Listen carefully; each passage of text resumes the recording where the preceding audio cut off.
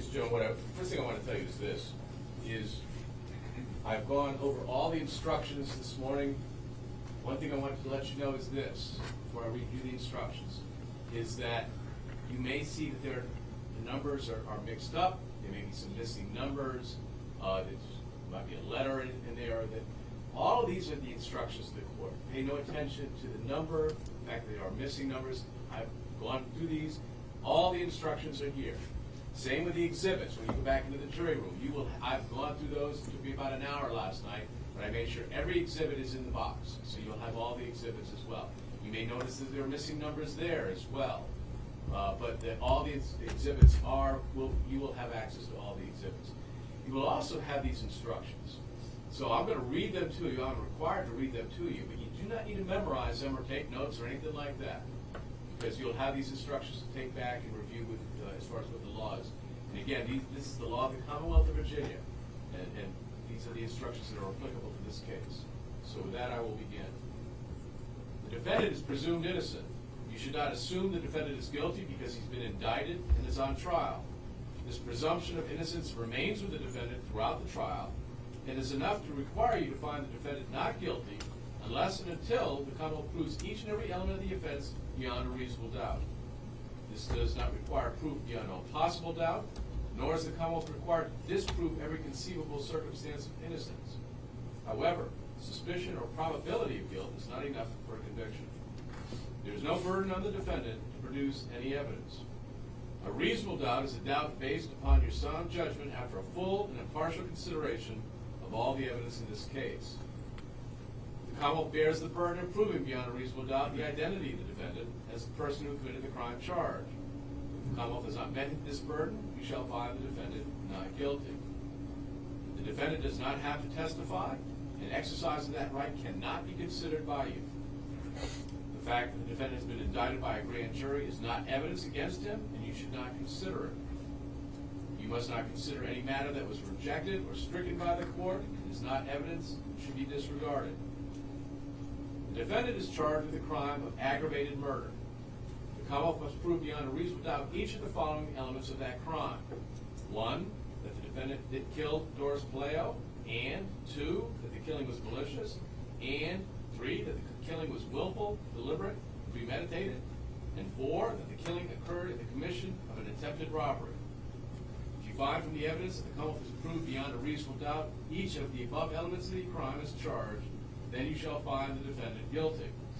If you find from the evidence that the Commonwealth has proved beyond a reasonable doubt each of the first 3 elements of the crime as charged, but you do not find beyond a reasonable doubt that the killing occurred in the commission of an attempted robbery, then you shall find the defendant guilty of first-degree murder. If you find that the Commonwealth has failed to prove beyond a reasonable doubt any one or more of the first 3 elements of the crime, then you shall find the defendant not guilty. You are instructed that a killing is in the commission of an attempted robbery if it is so related in time, place, and causal connection as to make it a part of the same criminal undertaking or enterprise. This can occur before, during, or after the attempted robbery. Malice is that state of mind which results in the intentional doing of a wrongful act to another without legal excuse or justification at a time when the mind of the actor is under the control of reason. Malice may result from any unlawful or unjustifiable motive, including anger, hatred, or revenge. You may, but are not required to infer malice from any deliberate, willful, and cruel act against another, however sudden. You may, but are not required to infer malice from the deliberate use of a deadly weapon, unless from all the evidence you have a reasonable doubt as to whether malice existed. A deadly weapon is any object or instrument not a part of the human body that is likely to cause death or great bodily injury because of the manner and under the circumstances in which it was used. To prove the charge of murder, the Commonwealth does not have to prove a motive for the killing. The presence or absence of a motive may be considered in arriving at your verdict. Willful, deliberate, and premeditated means a specific intent to kill, adopted at some time before the killing, but which need not exist for any particular length of time. The defendant is charged with the crime of aggravated malicious wounding. The Commonwealth must prove beyond a reasonable doubt each of the following elements of that crime. 1, that the defendant shot Ann Goetz, and 2, that such shooting was with the intent to kill a permanently maim, disfigure, or disable Ann Goetz, and 3, that the act was done with malice, and 4, that as a result of the act, Ann Goetz was severely injured and was caused to suffer permanent and significant physical impairment. If you find from the evidence that the Commonwealth has proved beyond a reasonable doubt each of the above elements of the crime is charged, then you shall find the defendant guilty. If you find that the Commonwealth has failed to prove beyond a reasonable doubt any one or more of the elements of the crime, then you shall find the defendant not guilty of aggravated malicious wounding. Visible scars, including those not visible during ordinary daily activities, are permanent and significant impairments. The defendant is charged with the crime of attempted robbery committed by using or displaying a firearm in a threatening manner. The Commonwealth must prove beyond a reasonable doubt each of the following elements of that crime. 1, that the defendant intended to commit robbery by using or displaying a firearm in a threatening manner, and 2, that the defendant did a direct act towards the commission of the robbery which amounted to the beginning of the actual commission of the robbery. If you find from the evidence that the Commonwealth has proved beyond a reasonable doubt each of the above elements of the crime is charged, then you shall find the defendant guilty of attempted robbery committed by using or displaying a firearm in a threatening manner. If you find that the Commonwealth has failed to prove beyond a reasonable doubt either of the elements of the crime, then you shall find the defendant not guilty.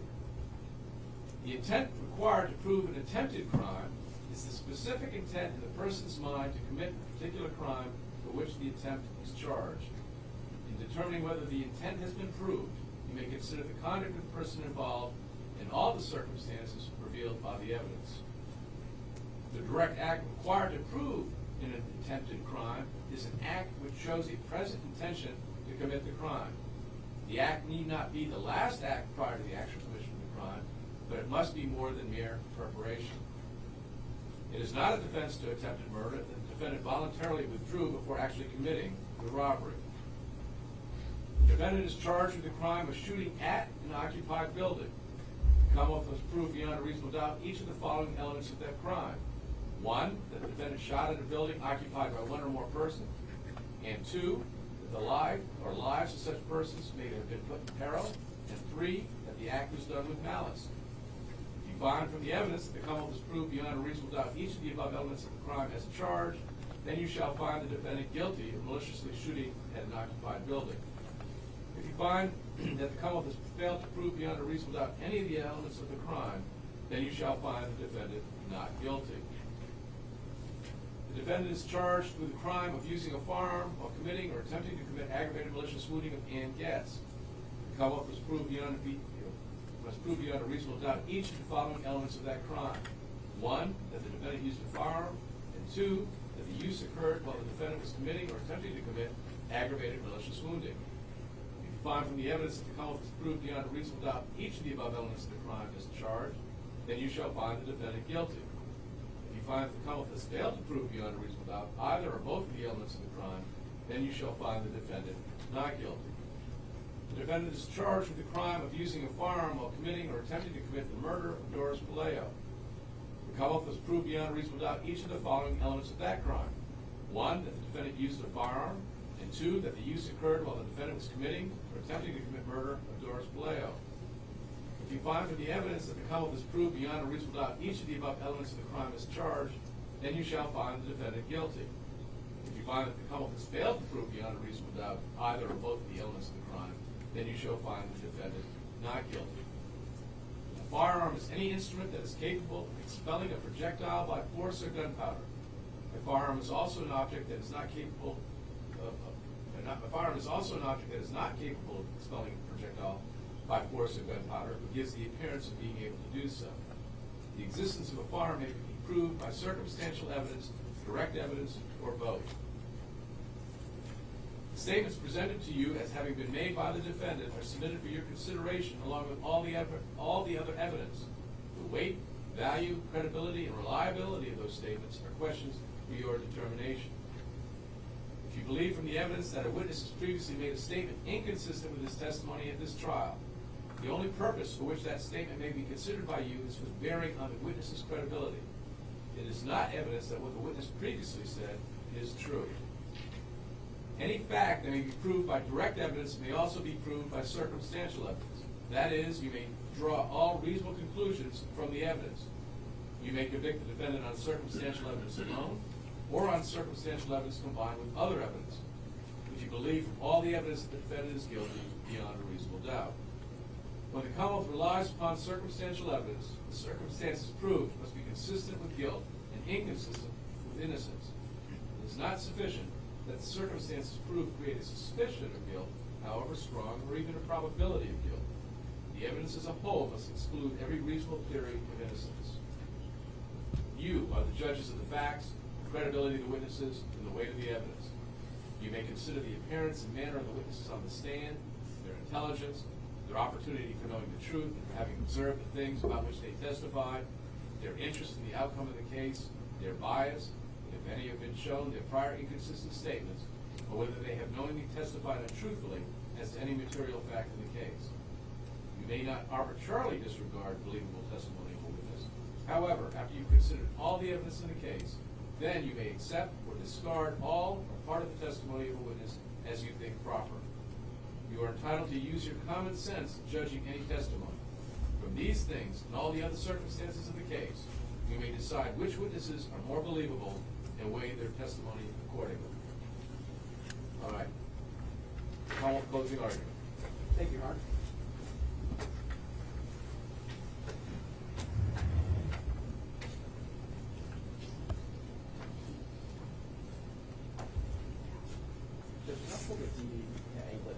Please do.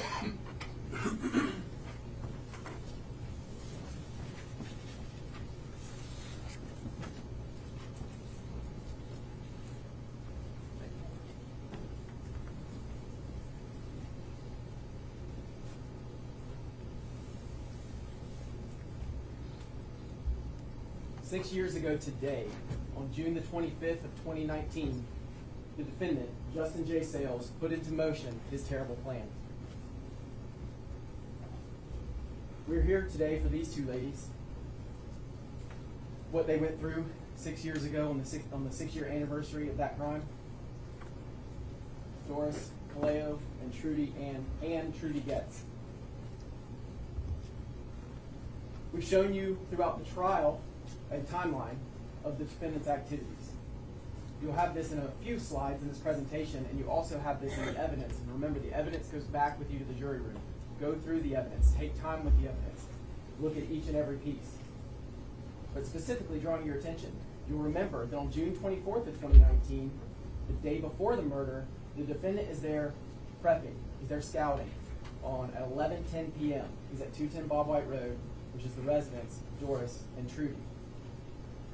You can follow his actions. You know that he's there at roughly the same time the next night, 11:22 p.m. And this is the night of the murder, June 25th, 2019. He's back at 210 Bob White. You'll remember, so he's there at 11:22. You'll remember that 11:39, that's when the 911 call is made.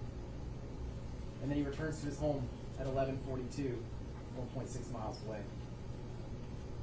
We'll walk through this timeline with a few more slides. So, focusing first on the day before the homicide. This is the prep work. This is the scouting out his robbery. You'll remember from investigator Chris Persons that on June 24th at 11:10, and look at the precision, even the seconds, 53 p.m., so 53 seconds, 11:10 and 53 seconds, he is at his 210 Bob White Road, the residence of Doris and Trudy.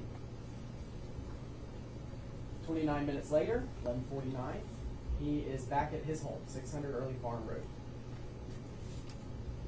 Jumping ahead to the day of the homicide and the maiming, June 25th of 2019, again, 6-year anniversary. He's there at his house, 5:57 p.m. Moving forward at 10:09 p.m., he's at Dakota's house, 136 Thacker Lane. He is getting the Glock to hit a lick, and this is the start of his terrible plan. Next, you have him at 600 Early Farm Road at 10:46 p.m. That's back to his house. Remember, Early Farm is the residence of Justin Sales. Then at 11:22 and 34 seconds, that's when he's back at Trudy and Doris's house to hit a lick. Remember, hit a lick is commit a robbery. This was the exact thing he made his terrible plan to do. This is when he murders Doris This is when he shoots and badly wounds Trudy. Remember that Trudy placed a 911 call at 11:39 p.m. This is just 17 minutes after the GPS places the defendant at her home. Heroically, you'll remember with that 911 call, Trudy composes herself after being shot enough to make that 911 call and get help in motion.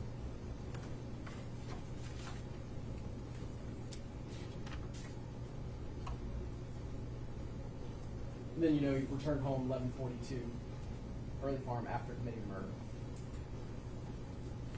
So we're going to go through just a few of the crime scene photos, but remember, all of the evidence is available for you. You can go off your memory of it, you can go off your notes of it, but all of that evidence will go back to you to the jury room. But here's a few things. Defendant clearly shot from outside the house. You can see from the picture, the shots come from outside the house to inside the house. The defendant had the cover of darkness and the element of surprise. Remember, this is where Trudy was sitting on the couch watching television. Again, shots from the outside into the house. This, of course, is the shots into the bedroom where Doris was sleeping. And this is a photo of the inside of the room.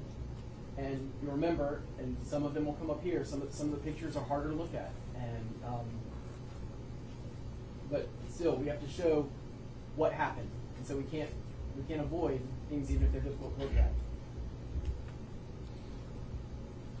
This is how Doris was found when law enforcement made it into the house.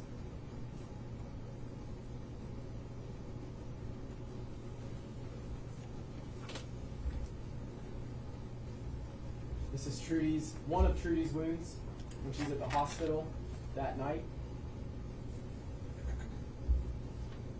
And remember, she had scarring. This is just one of the images of her scarring. You'll also have the other evidence of her injuries from her testimony and from the pictures when you look at all of it.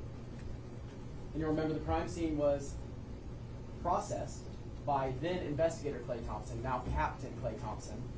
And you remember the first 8 items he collected were the shell casings from the Glock 40 caliber, from the murder weapon.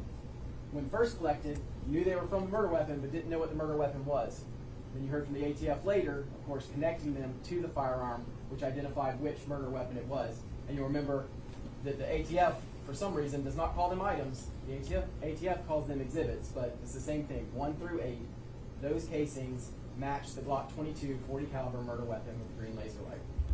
You remember, when you go through this, we're not going to do it all here, but 1 through 8, we went through all of them. Captain Thompson collected all of them. So he collected them and documented 1 through 8. And then the autopsy, we won't focus a lot of time here. It's not really, it is an element you have to determine was she killed.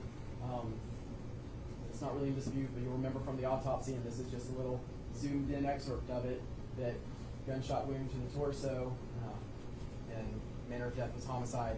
Of course, you'll remember from the autopsy and the testimony that the lethal wound was when she was shot in the back from the defendant. Remember the autopsy, and I'll go through these quickly, but she had to be taken there because at this point, as difficult as it is, she had to be processed as evidence. You know, it's hard to think of a human process as evidence, but that's the process that has to happen.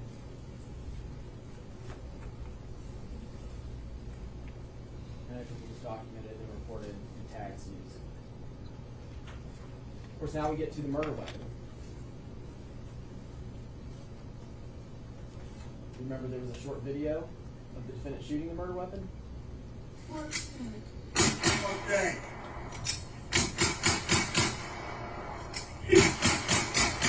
He's a fool.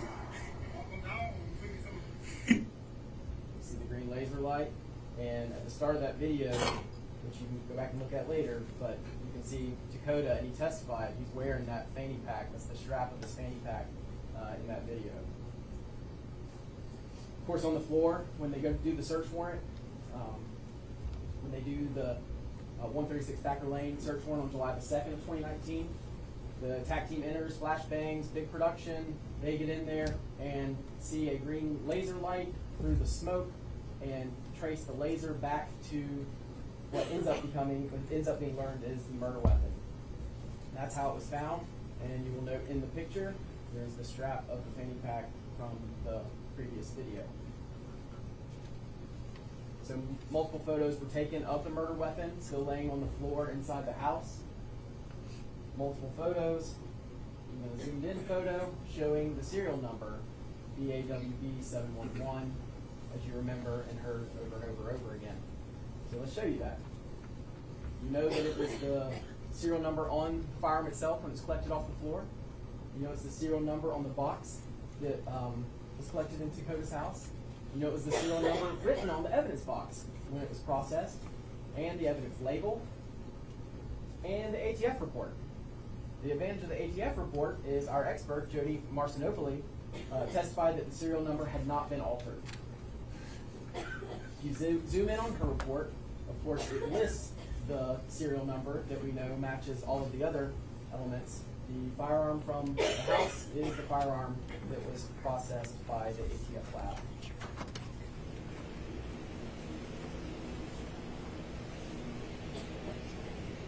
So then we start walking through other evidence that was collected. This is item 1, of course items 1 through 8 are the shell casings from the murder. Pause just a second so we can get your final one. Thank you. Thank you.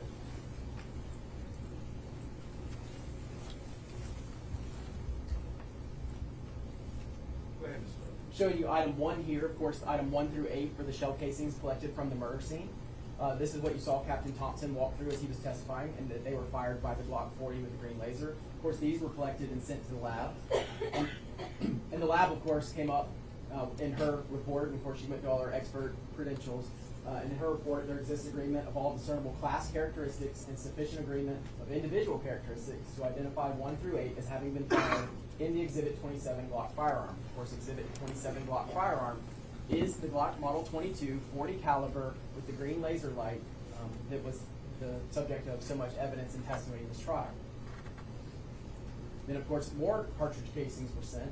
This was from the search warrant of Early Farm Road. From the search warrant, remember the discussion of 598 and 600 Early Farm Road, and they shared a yard, and they did the shooting range, and we showed you the pictures of the boat that had been shot, and the washing machine that had been shot, where they would shoot, and also where that video took place. So shooting there.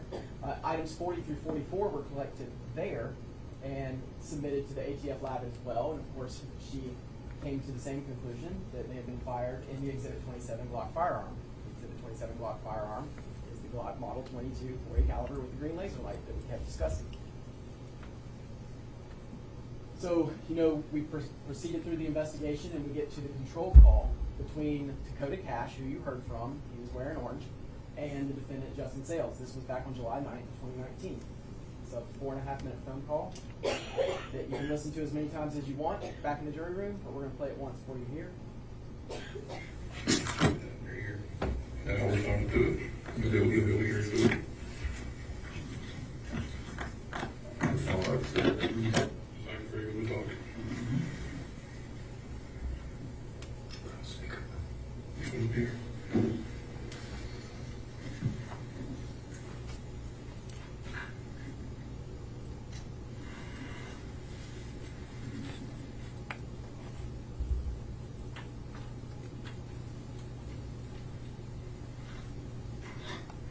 Hello?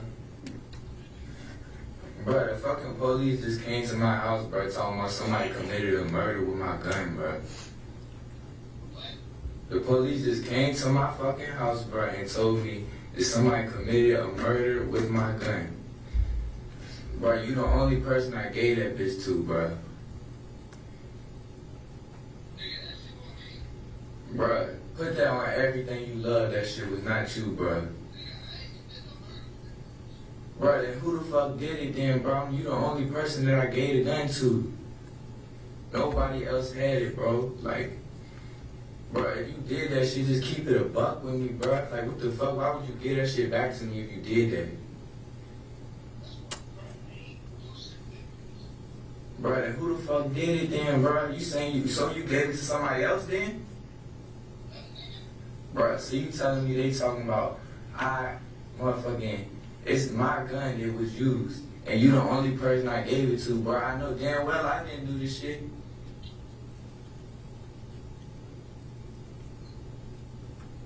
Like, bro, what the fuck, bro? Bro, you gotta let me know something, bro. This shit crazy. They trying, bro, it's a life sentence, bro. I got 2 fucking kids. Exactly, bro. So what the fuck if you, bro, if you know who the fuck did it, if you gave somebody my shit and you let them do that shit, bro, let me know. Like, what the fuck?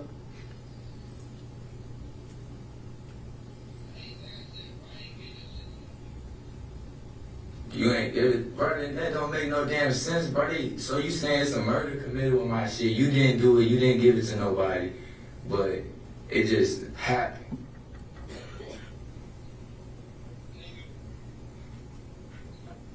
Bro, they talking about 2 old women got killed, bro. They talking about 2 old women was shot with my foot. Like, bro, you the only motherfucker I gave this shit to, bro. You talking about you, bro. You ain't say nothing about that. You say you was going to rob a motherfucker, bro. You ain't even tell me you hit the lick. You said you ain't do shit with it.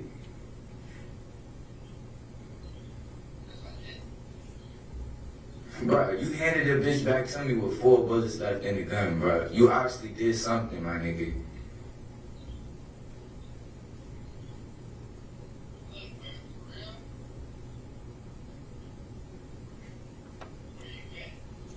Bro, I'm at fucking my grandpa's shop, bro. I'm about to go to Gladstone, bro, before they come and fucking get me.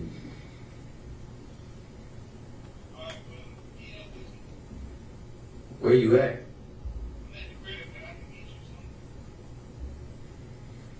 Bro, where you trying to meet at, bro? What we meeting for what, bro?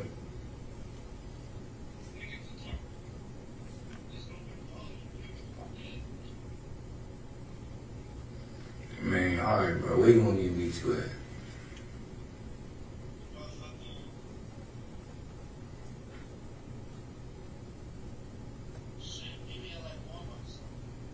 Alright, bet.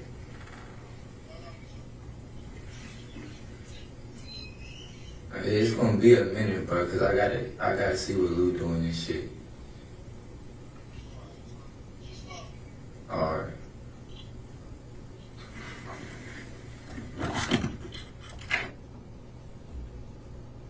You'll remember that the louder voice there was Dakota, and Dakota testified and translated some of these things for you. That hopefully helped some. We introduced a photograph that you'll remember, and this would just be corroboration that Dakota and Justin did in fact trade guns, because the defendant is not in this photograph anywhere, yet his Draco is prominently displayed in the middle. Dakota testified who the people here are, Puleio, Dakota himself, and Jamari. Testified that the other handgun there was not the Glock, which is a smaller frame gun that's being held in this picture, and there's no laser on it. So just corroboration that they did in fact trade weapons. Now the letter. The letter was key evidence. I'm sure y'all paid attention to that as it came through. The letter from Justin Sales to Hannah Richardson, his girlfriend. You remember that? Dakota read through the letter to you and then helped translate some. I'll just zoom in on some. Defendant, of course, offering to pay. You need people to lie. You need the message passed from Hannah to V and Compton. And then I'll just highlight this area. Tell V and Compton I'll pay them if they do this for me, and I'll be forever grateful to them. But only tell them in person and give them the letter in person. You might be asking yourself, why does truth need secrecy? And of course, there were letters included within the letter to Hannah. A letter to Compton and a letter to V. The letter to Compton. Tell them that Ola Williams told you he did it the day before when he came over, and you were hanging out and playing the game. How does he sign it? After you do it, burn this letter. much love, Justo. Of course, Dakota said Justo is how he signed himself, how he referred to himself, what he was known as. Justo is Justin Sales. It's also included in the letter from Justin Sales you saw in the envelope, and was written to Hannah, his girlfriend. And you might also be asking yourself, when you tell the truth, why do you burn a letter? So, looking at evidence pointing to the defendant. Hit a lick. Hit a lick came up. It came up from Dakota. It came up in the control call. That's what he was doing. His goal was to hit a lick. We had to have hit a lick explain to us what that means. It means commit a robbery, but hit a lick. That's his phrase.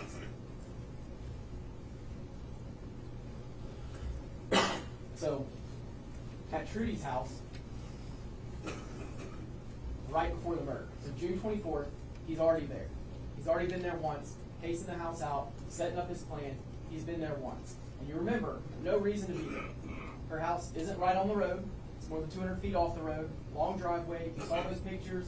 You saw the body camera, and you watched Ryan Watts kind of running up and back down the driveway to move vehicles. You saw this is a long driveway, and he's at Trudy's house the night before the murder. And you'll remember, there's pins that show you where he is. It doesn't just say generally on that property. It showed you he was at her house, at the front windows where the shots were to occur the next night. So that was the night before. The next point is at Trudy's house at the time of the murder. He traded the Draco for the Glock. We know he traded the Draco for the Glock. He even acknowledges that in the control call. He does not dispute, when asked that he wanted the Glock to commit the robbery and murder. He needed a different gun for this. He returned the Glock to Dakota to conceal the murder weapon.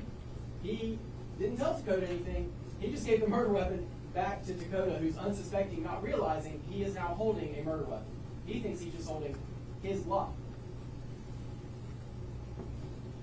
There's that control call. We just played it, and I want you, when you go back, I would recommend you do it again. But the control call with Dakota, he admits the gun was solely in his possession. He was even pressed on it. He did not give it to anybody else. Listen to this call again. The murder weapon is solely in the possession of the defendant, Justin J. Sales. And then finally, he closes with offering to pay people to lie for him. So let's walk through it a little bit. GPS. Look at the GPS. Precisely where the shooting occurs. From the house. Let's walk through jury instructions. The court just read you the jury instructions. You'll have them back with you as well. Take your time with them. You remember all the way back in voir dire when we questioned you that the jury instructions are the law you apply to the case. It's not what you want the law to be. It's not what you otherwise thought the law was. The jury instructions are the law that you apply to the case. So one of the instructions you got already was presumption of innocence. And another one was reasonable doubt. Some key words I would just point out here are obviously the word reasonable. It's a key word. And you use your sound judgment as you do this. You weigh the evidence. You apply it to the facts. The Commonwealth is not required to disprove every conceivable circumstance of innocence. It's reasonable doubt based on sound judgment. So we expect you, and that's what you're sworn to do, is use your sound judgment. Then there's a circumstantial evidence instruction. And as the court said, any fact that may be proved by direct evidence may also be proved by circumstantial evidence. And you may draw all reasonable conclusions from the evidence. That is what your job is in this process, is you draw the reasonable conclusions from the evidence. And you can convict the defendant on circumstantial evidence, alone or in combination with other evidence.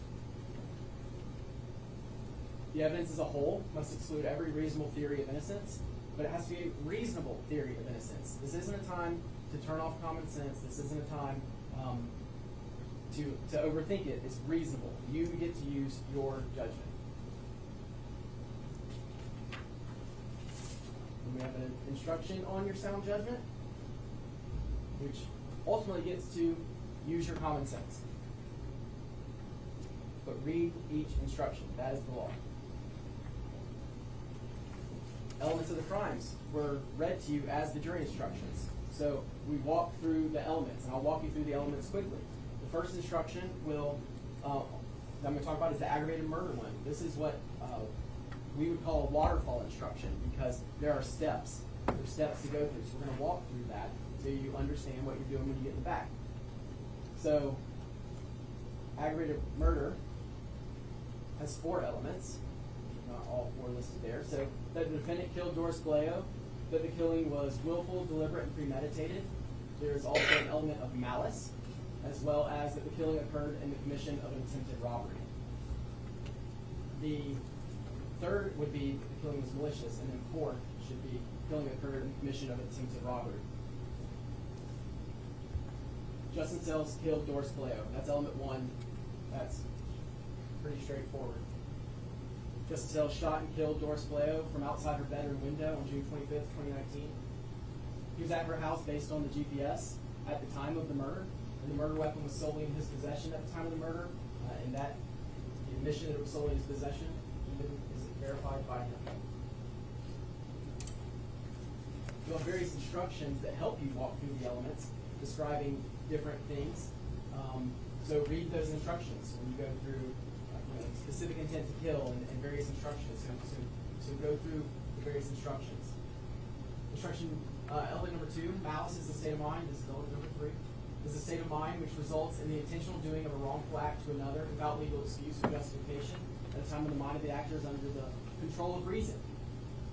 Okay? Getting towards the end, malice may be inferred from any deliberate, willful, or cruel act against another, however sudden. It should be easy to get to this was a cruel act, malicious. Another way you get to malice is it can be inferred from the use of a deadly weapon. You may infer malice from the deliberate use of a deadly weapon. This was clearly the deliberate use of a deadly weapon. Sadly, we know how this ends. So we know it, in fact, we know all firearms are deadly weapons, but in this case, we even know this particular one is a deadly weapon because it, in fact, was the weapon used by the defendant to kill Doris Puleio. So clearly a deadly weapon. But also, the deliberate use. This was clearly deliberate use. 8 shots were fired. You saw the accuracy of those shots. You saw the crime scene photos. You saw that Trudy is struck multiple times, and Doris, 2 shots at her, 2 shots hit her. The one in the back, the shot in the back is the one that killed her. Willful, deliberate, and premeditated. So, willful, deliberate, and premeditated. Premeditation. This is the standard when you hear about first-degree murder. What makes first-degree murder? It's premeditation. But even back in voir dire, premeditation doesn't have to exist for any particular length of time. But what's important for you is this instruction. The instruction is your law. Premeditation doesn't have to exist for any period of time. Well, we know he shoots at Trudy, the 6 rapid shots, and then goes and shoots Doris. 8 shots. He has time to decide what he's doing. Voir dire, you remember we gave the instruction of deciding to change the channel. Premeditation can happen very quickly, and here he did. But we also know he planned this. He planned the attempted robbery. He planned the attempted robbery with a Glock firearm. He didn't plan to just try to sneak in a house and get something, whatever, I don't need a gun for this, I don't, whatever. He planned specifically to have the Glock Model 22 40 caliber with green laser light because he needed that one. And he planned it at such a level that he knew his Draco wasn't the right gun for the job. He needed this specific other gun. This was a premeditated act. And then the killing occurred in the commission of attempted robbery. That was this terrible plan. We know it was this terrible plan because it starts from the beginning. His plan was to hit a lick. We know his plan was to commit robbery. And we know that he attempted this robbery because he shows up, he goes there the day before, June 24th of 2019. He's standing outside the window, June 24th of 2019, after 11 p.m. What does he do June 25th? He goes right back to the same spot outside their window and this time shoots into the window. He is definitely attempting his robbery. You are not held to, he is not charged with a completed robbery. He is held with an attempted robbery. His failure to then steal something is not before you. It is, did he take an act to attempt the robbery? And yes, he did. Murdering the 2, shooting at the 2 people, murdering 1 who are inside the house, the 2 witnesses, is an act towards completing a robbery. We don't have to know why he didn't go in to complete it. he attempted it, and that is his charge, is attempt. So first degree murder, again, this was a waterfall instruction. So you have first degree murder. You'll notice that first degree murder does not include the element of during the commission of an attempted robbery. So Commonwealth is presenting to you that we have proved aggravated murder. We have proved he attempted the robbery and then committed the first degree murder elements within that attempted robbery. That would be aggravated murder. If you find, which is what the instruction says, that he wasn't attempting his robbery, if you find that this was rather first degree murder, you will not find aggravated murder. You would then find first degree murder. And this will be the one verdict form that will be different. And the verdict form will have 3 lines. Typically a verdict form will have 2 lines. The foreperson will sign guilty if they think it's guilty. If y'all all unanimously agree it's guilty, you'll sign the guilty line. If not, you'll sign the not guilty line. That's how guilty and not guilty normal verdict form works. However, this is a waterfall instruction.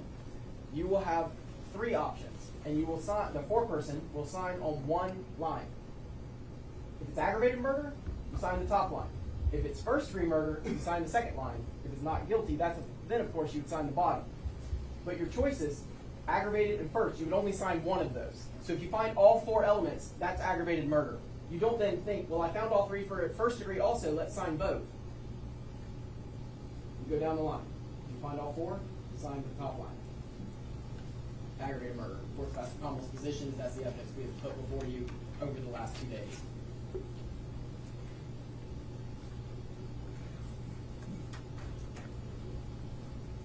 Of course, same argument for first degree murder, that those 3 elements would be met.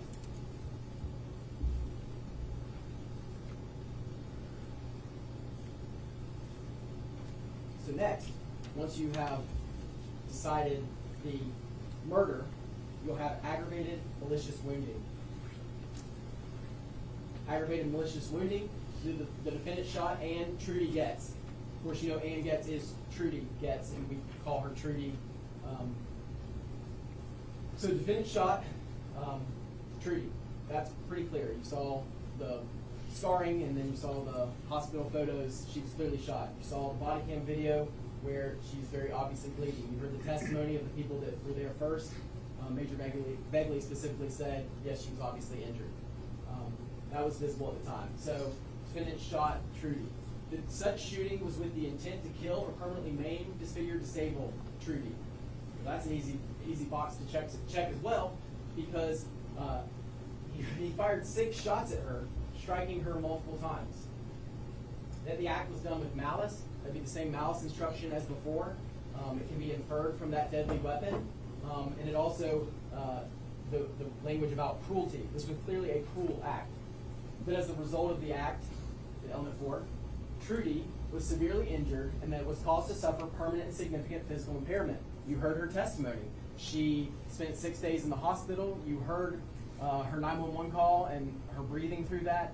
The 6 days in the hospital, you saw the gunshot wounds, you saw the holes, and then you saw the scarring, which not only was the scarring there later, once it had, the scars had healed over, the scars were visible, and you saw those, but you also heard her testimony that she still carries those permanent scars to this day. So we check off each of the 4 elements of aggravated malicious wounding. So shot her, this, of course, it's duplicate type evidence because the shooting of one happened at all the same details of the same place, the same times, the same motive, the same everything. But he was there at the house to kill it, and he is there, GPS putting him at the front of the house where the shots were fired. Again, look closely at those pictures and those with the GPS embedded on it. You remember her injuries we just described? Made with the intent to kill. Well, Trudy and Doris were totally unaware that Sales, the defendant, was outside in the dark. Completely and totally unaware, with no warning. The defendant, Justin Sales, shot at Trudy Goetz 6 times with a .40 caliber handgun. Element 3, of course, as we described, you may infer the malice. Element 4, severe injury, bullet wounds to her chest and back, spent 6 days in the hospital, significant permanent scarring. You remember the scarring photo?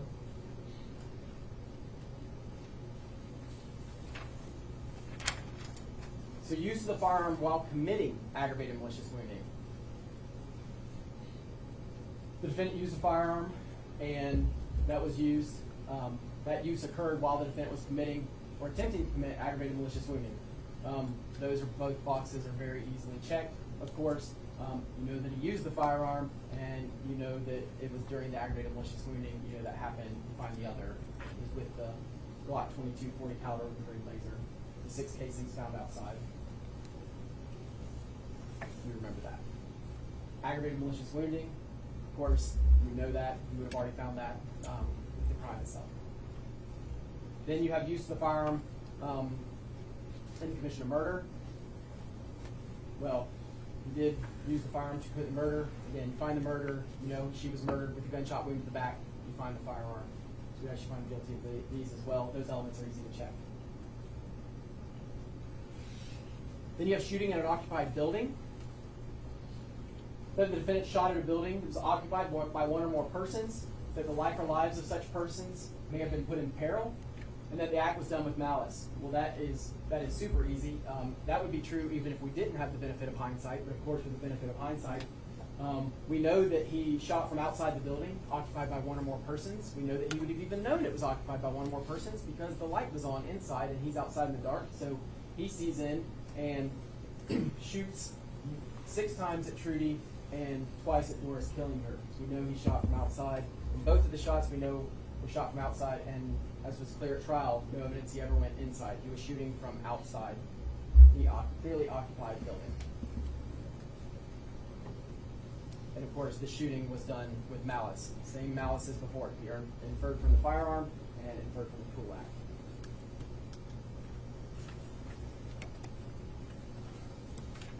Now we have attempted robbery. Attempted robbery, we know this all started. His terrible plan was to hit a lick. This was how this whole thing started. This was why this whole thing started. We know it was while using a firearm. That's all the evidence that you have before you. Casings outside, the 6 shots in one window, the 2 in another. You know that he did that, and you know that there's a direct act. Because the direct act, he has to sneak up to the house in the dark. They have no idea he's there. He's already cased it the day before, and then he fires and kills one witness and badly injures another. He shoots the 2 people that would be witnesses to his robbery. He has done an act towards his robbery. You'll have instructions on what intent, you had instructions on what intent, and you'll have them back there with you, on what intent is, what a direct act is, and that it's not a defense if he voluntarily withdrew before actually committing. It is irrelevant that he did not complete this crime. He is charged with attempt. Even if you find that he didn't go in the house, he must have decided not to do it. The law would say even if he voluntarily withdrew at that point for attempt, it is too late. He has attempted this robbery. It is completely and totally irrelevant that he did not complete the robbery. All it has to be is an act that's more than mere preparation. Certainly, based on the injuries to Doris and Trudy, it would be preferable that he only prepare, because a preparation would mean neither of them were shot. They were both shot.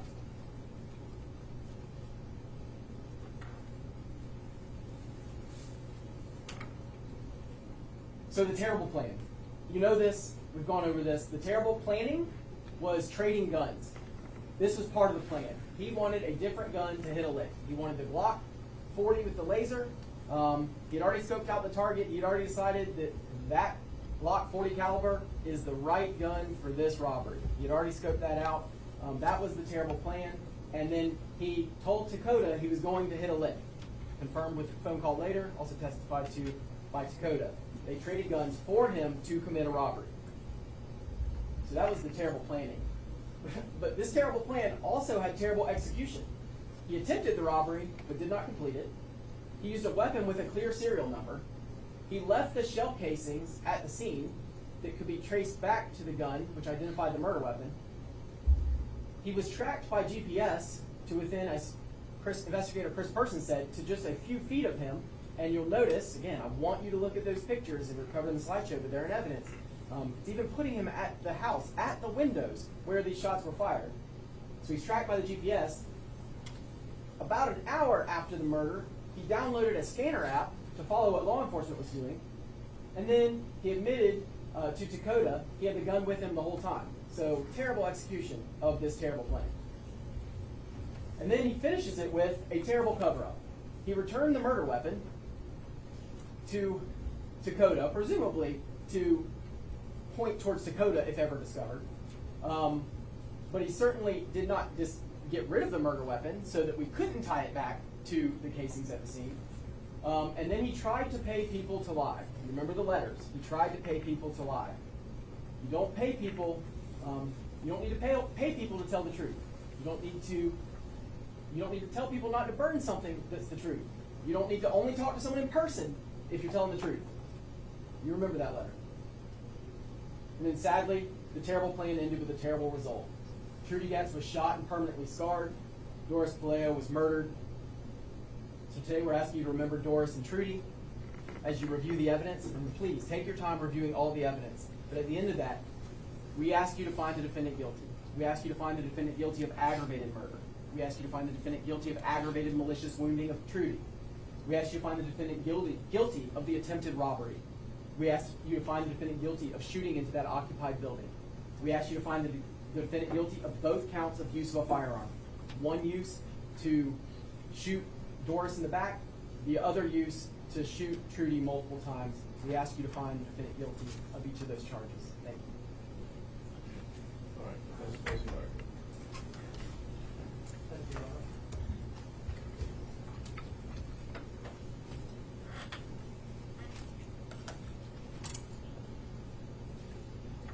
Ladies and gentlemen, what happened that night was horrible. Awful. And I cannot imagine the pain that Trudy Goetz and the Puleio family is going through. The 911 call Trudy Goetz made was heart-wrenching. I felt it too. But this is a court of law and a court of fact. This is not a court of emotion. What I'd like to do is review some of the facts of this case. Because this case, quite frankly, was a problem investigation by the Sheriff's Department from day one. Ms. Goetz was the first person to testify. And she clearly says, she was shot. There's no question about that. She was shot. Her mother died. We're not arguing about any of that. But what does she say? She doesn't know who did it. She didn't hear anything. She didn't see anything. She didn't see the green blazers coming in. Nothing. And this is a house that was dark, where you really couldn't see the inside. The Con will show you the pictures. But those are all the pictures that lit up by the Sheriff's Department. This is something that occurs late at night, deep in the woods, dark house where you cannot see the inside. And that becomes important. The second individual who shows up, Ryan Watts. Ryan is an excellent law enforcement officer. Did everything right. He checked, he tries to render first aid. And when we asked him, did you see any damage to the door? Any time of entry? Any time of forced entry to windows? Anything missing? Nothing. No sign of any kind of robbery, no sign of any kind of break-in, no sign of anything is missing. And Clay Thompson testifies. And Clay, Captain Thompson is a pretty decent officer. I will admit that. And he goes and he collects the shell cases.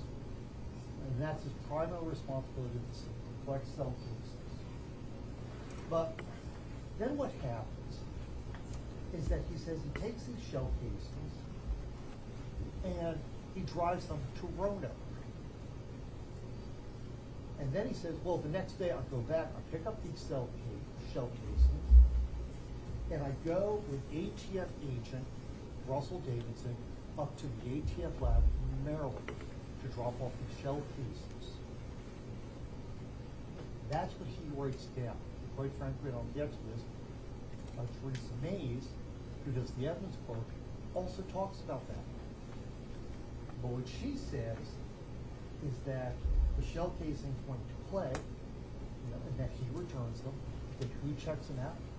Not him, not Clay Thompson, but ATF agent Davidson is the one who checks them out, which is contrary to what Captain Thompson says. So we have inconsistencies about how the evidence. Captain Thompson says that Robbie Oliver was the lead investigator in this case. And he had this entire case for 2 years before he was ultimately terminated. And in 2 years, Robbie Oliver wrote 1 paragraph of a report of a homicide, malicious wounding, shooting case. 1 paragraph in 2 years. That shows what the Sheriff's Department is really doing in this case. He says, when we arrested Mr. Sage, we seized a phone. And what do? Give that phone to Robbie Oliver. I'll talk about Robbie in a minute. But where's that phone? God only knows. Because Investigator Oliver, when questioned about the phone specifically, says, may have got it, may not. He didn't care. A vital piece of evidence in a homicide case, and the lead investigator doesn't care how he treats evidence at all, and quite frankly, doesn't even take responsibility for what he does in this case. We talked to Captain Thompson about 600 Early Farm Road. He said, oh yeah, Justin Sells lives there. Who else lives there? Anna Richardson, his girlfriend. Who else? Christy Sales, his mother, who, according to Captain Thompson, is a wanted fugitive, and left after this. And I wonder what else doesn't happen in this investigation? There is not a single shred of evidence that they interviewed Christy Sales about any of this. And the reason that is important is because Mr. Carver says, oh, well, Justin Sales is at this residence. He's at 210 Bobwhite Street. No. What they're saying is there is a GPS tracking through Facebook that is there. And whose Facebook is it? It's Christy Sales. Not Justin Sales. It's Christy Sales. But they don't want to say that because they know that's doubt. And we don't even want to talk about Christy Sales, despite the fact that she lives at the house with Justin Sales. She has access to the firearm. She was at 136 Thacker when the raid was made and the Glock firearm was seized. And now she's a felon or a fugitive in flight. But we don't want to talk about that.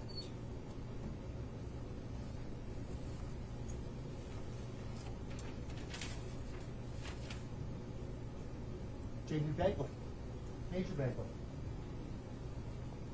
He says we do the search, and Christy Sales is also present. And then this firearm, this Glock firearm that is found, is located at the scene. Now, the Glock firearm, we do not contest that it's not the murder weapon. It is the murder weapon. We know it's the murder weapon. The ATF said so. We don't doubt that. And we don't doubt that it's Dakota's firearm. We don't doubt that it was at Dakota's house. But the problem that we then run into is that Sam Bryant, a Vatican deputy with the Sheriff's Department, goes and says, he sees this Glock firearm, and he turns it over to someone from the ATF. And he describes it. He was wearing a red polo shirt with an ATF sticker sewn on badge on the polo shirt, that the agent made the firearm clear. You know, so he empties the magazine, you know, make sure there's nothing in the chamber, and he ties it off to make it safe and puts it in a box. That's what his testimony was. He was very specific about that. And then the next witness we hear from is ATF Special Agent Russell Davidson. And Special Agent Davidson talked about how hard it was to get into the ATF. All the things that you have to go through. That if you made an error in things, you bounce a check, you can get fired for that. They take that seriously about errors and what they do. And he shows up with a stack of reports. He said, everything that I did, I got a report. Unlike Amherst, I've got a report. And when we questioned him, what does he say? I never touched that firearm at the scene. Ever. He never transported it to the sheriff's department. He said, did you tie it off, make it safe? No. Did you hand it to anybody? No. He said, even the description of how you're dressed, he goes, I would never, at a search like this, wear a polo shirt. He goes, as he puts it, kid up, which is you wear your tactical vest. He goes, never would I ever show up in a polo shirt, you know, at a search like this. Which is exactly the opposite of what Amherst is saying. It is not a mistake. Mr. Farmer's, you know, voir dire initially spoke about, well, there might be some mistakes. This is not a mistake. This is a clear black and white. Amherst deputy says one thing, ATF that he identifies as taking the gun says, not me, didn't happen. That is not an inconsistency. And I hate to say this about law enforcement. I really do. I've worked with these people for years. But the law enforcement officers in this case, there was a lie. And I hate to say it. But law enforcement officers in this case are lying. Pure and simple. I can't tell you, you know, we know there's a lie about this gun. Can't tell you if there's lies about anything else, but we know that there are lies that are going on. We finally get to Robbie Oliver. Mr. Oliver, at this point, is terminated from the sheriff's department. Why? We don't know, but he's terminated. He says he wrote many reports, which is contrary to what Clay Thompson says and what Chris Person says.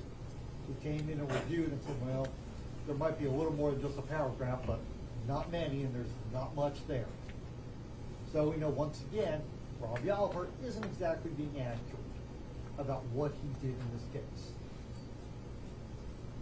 He says, well, I remember doing an interview with Dakota, but I really don't remember doing an interview with anybody else that we picked up in this raid. Once again, not even caring that he's not doing his job. He does say, I never touched that gun, you know, until the next day, you know, when I entered into evidence. But even he said, I have no clue how that gets to the sheriff's department. None at all.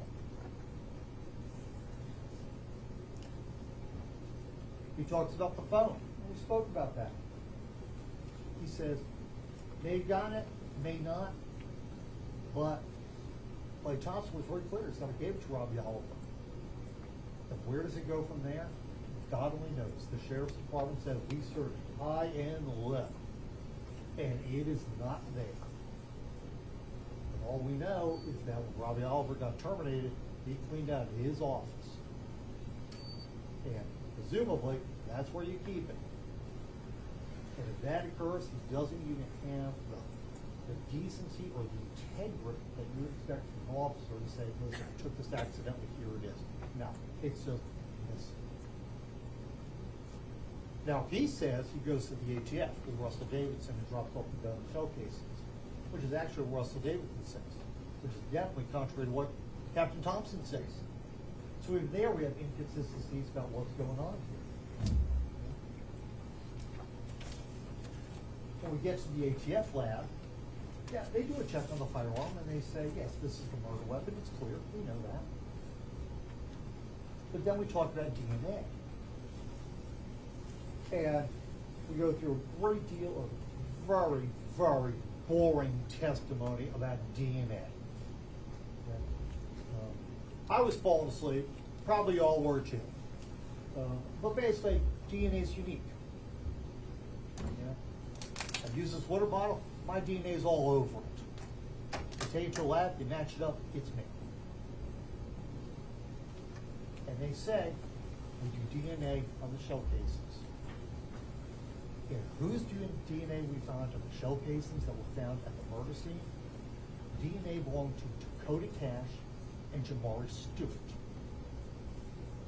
Who do we not have DNA on at the murder scene? Justin Sales. They talk about the firearm. We do DNA on the firearm. Lots of DNA. We know Dakota's DNA is on it. But whose DNA is not on this murder weapon? Justin Sales. Mr. Carver doesn't want to talk about that in his closing.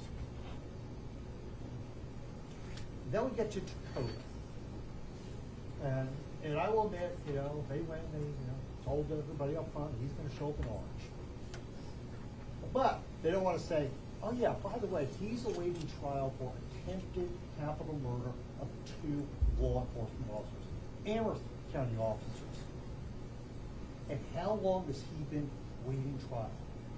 4 years.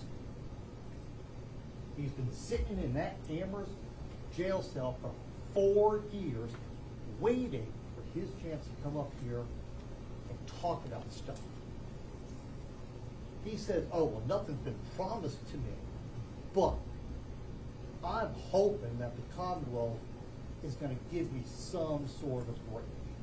He's expecting something, and quite frankly, even though if it's not spelled out, it's implied. There's a deal out there. I've done this for years. I understand what that means. He's expecting something in exchange for his testimony, and he's got something to gain from it. And he says, I gave this gun to Justin Sales, and we don't doubt that. He did. But when he gets it back, he talks about 2 different things. He says, first, Justin returned it to me at my grandfather's house in person. Drumhauer asked him that specifically. Was this in person? Yes, it was. And then the very next thing that occurs is they play a message that says that Mr. Sales left for cash. That I'm getting the Drake and I'm leaving the Glizzy. And they said the Glizzy is the clock, slang for the clock. Which is contrary to what Dakota Cash just said moments before in his testimony.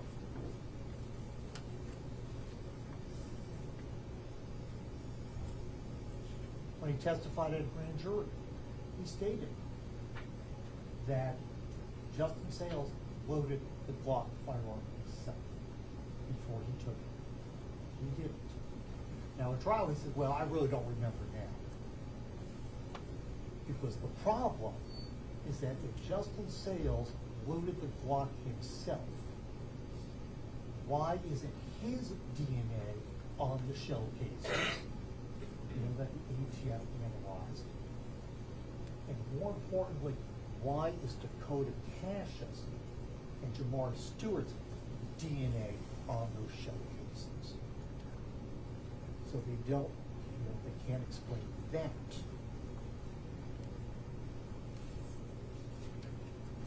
Now, he also talks about that when the raid takes place, that he has this gun in his backpack, or this pack. You saw them do this yellow thing. But what did he say? He said, I throw this onto the ground. The whole thing, I throw it onto the ground. But yet, when the search is made, this firearm is not at any point. This firearm is out. So once again, the statement is incorrect with what's going on.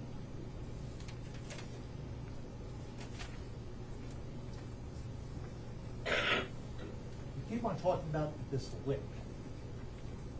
You know, that allegedly Mr. Sales spoke about with Dakota. There was supposed to be a lick. But what the lick was, and we cut it off, he said it was a lick for a marijuana dealer. That's what it was. I'm not telling you that Chuck and Bill was a corrupt guy.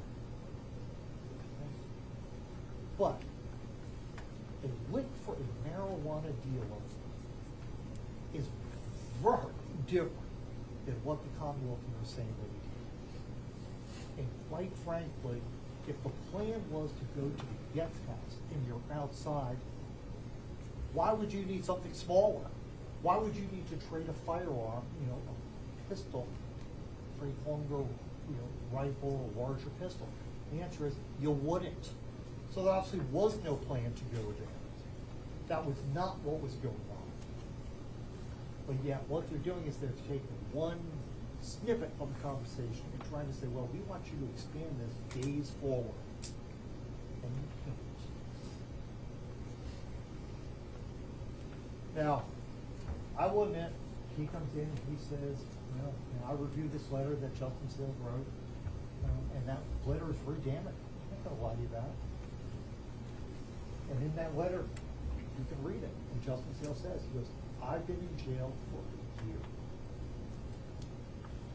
And he's desperate. Because he knows that the Commonwealth has decided he's the guy. In fact, they decided that Investigator Oliver set up right at the scene before any evidence and said, I think Justin Sales did this.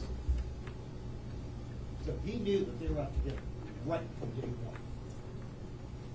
If he did something that was stupid and desperate. I'm not going to deny it. It's the most idiotic thing I've seen in a long time. I see a lot. But desperate people do desperate things, especially when they're trying to help themselves, and especially when they also know that their mother, Kristen Sales, are also involved in this. The one thing that the Commonwealth doesn't ask people, and this sort of surprised me, is that they never asked you, where were you? Where were you when this homicide occurred? It's your gun, it's your DNA that's at the scene. Where were you? No explanation whatsoever about what was going on in the rear view. No type of alibi for Chick-fil-A at all.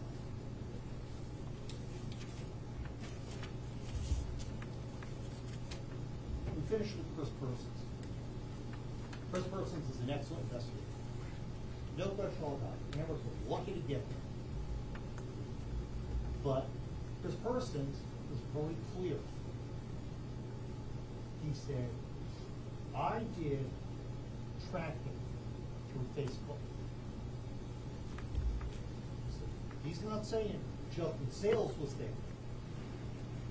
He's saying a phone was there.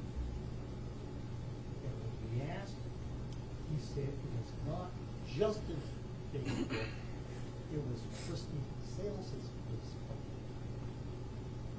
And they had access to Justin Sales' Facebook.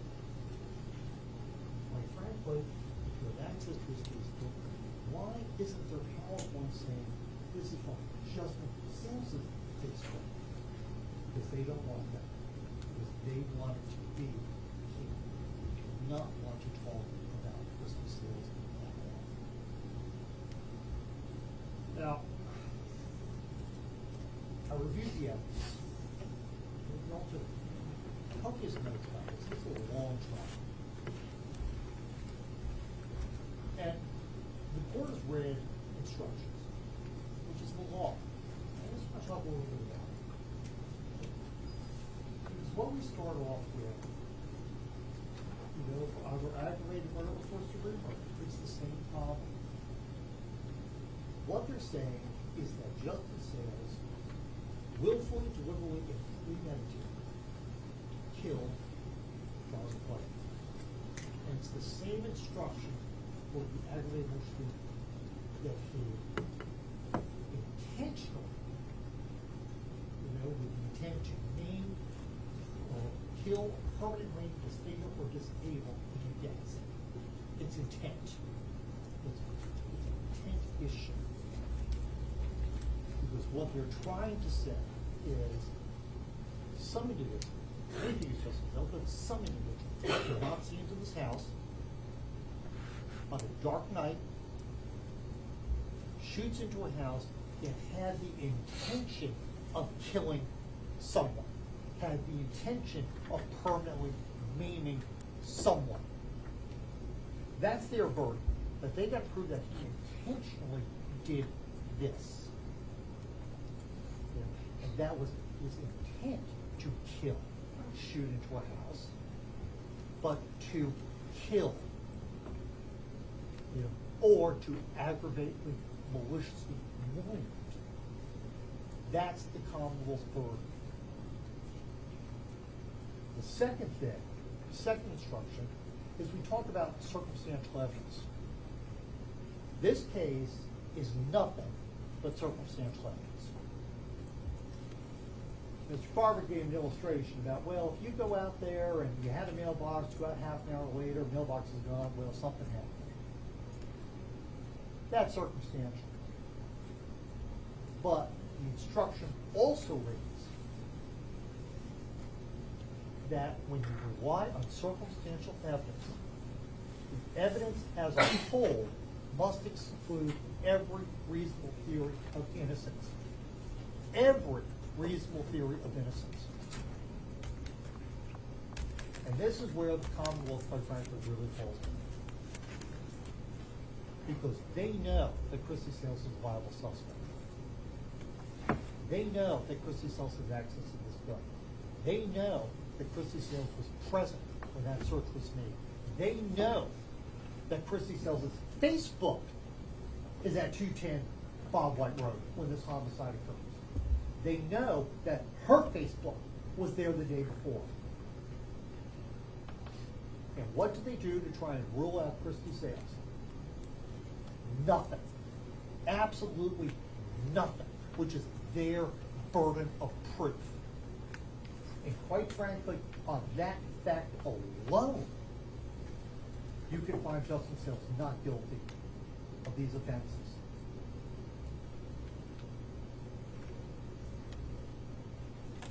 So what do we have in the end? We have a lead investigator, quite frankly, who's totally incompetent. I mean, there's no way around it. He's totally incompetent in this. He gets fired, doesn't even care what happened to the evidence. We are trying to rely solely on circumstantial evidence, and we keep on saying Justin Sales, knowing full well that could just as easily have been Christy Sales. We don't want to talk about that. And then we're talking about the differences in sworn testimony by law enforcement officers, where it is clear that an officer in this investigation is lying.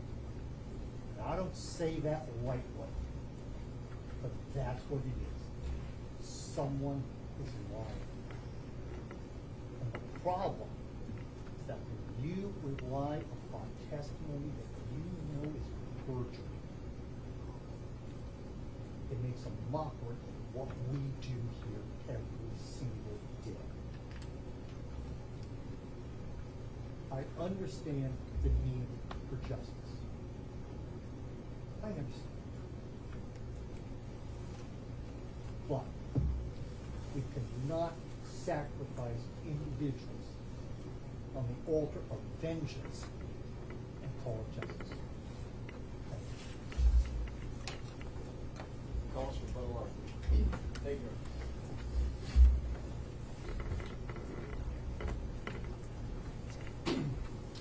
Justin Sales had a terrible plan he put into motion 6 years ago today. Make no mistake, this was a plan. This was a plan. His plan was to hit a lick. His plan was to trade guns with Dakota so that he could conceal it more easily because he wanted a smaller gun, a green laser, whatever. What goes unsaid in this is, why would you want a green laser? Well, he had been there the night before, so he knows it's dark. He knows it's back in the woods.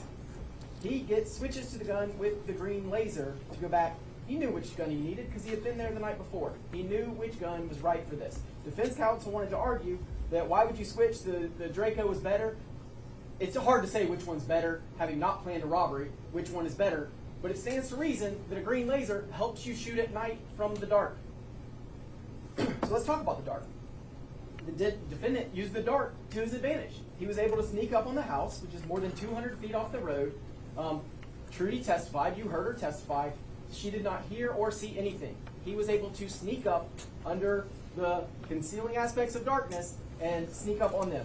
And then he was able to start his attempt at that robbery. The intent, unfortunately, changed to murder, and premeditation, remember, didn't need to exist for any length of time. He started with a robbery, he switched to murder. He intentionally shot and killed Doris and shot and badly wounded Trudy. He did this with intent. He did this as part of his terrible plan. In the video you saw with Dakota, we played it as part of closing. You saw it in evidence. You can watch it again as many times as you need to in the back. He's shooting in very low light conditions then as well.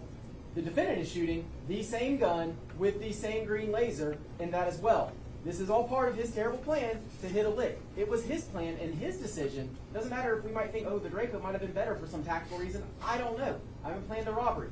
But he did plan a robbery, and he thought the green laser was better to hit a lick. So he went for the different firearm. We want to be confident in our homes, just as Trudy and Doris were. As you can see from the pictures, they were comfortable in their homes because they didn't have the blinds drawn, they didn't have curtains drawn. I can't say which window treatments they had because the windows were open. The windows were clear. The shots went through, and they documented everywhere the shots went. So if the shots had gone through a closed curtain, that would have been documented, just like the holes in the wall were documented, the holes in the couch were documented. So the holes in the screen and the window were documented. All of these things are documented. So the windows were open. They were confident in their homes, and even so, the defendant was able to sneak in the dark. Was he able to see? He's in the dark. They are in the light, at least more light than him. And we know Doris was asleep, so she certainly didn't see.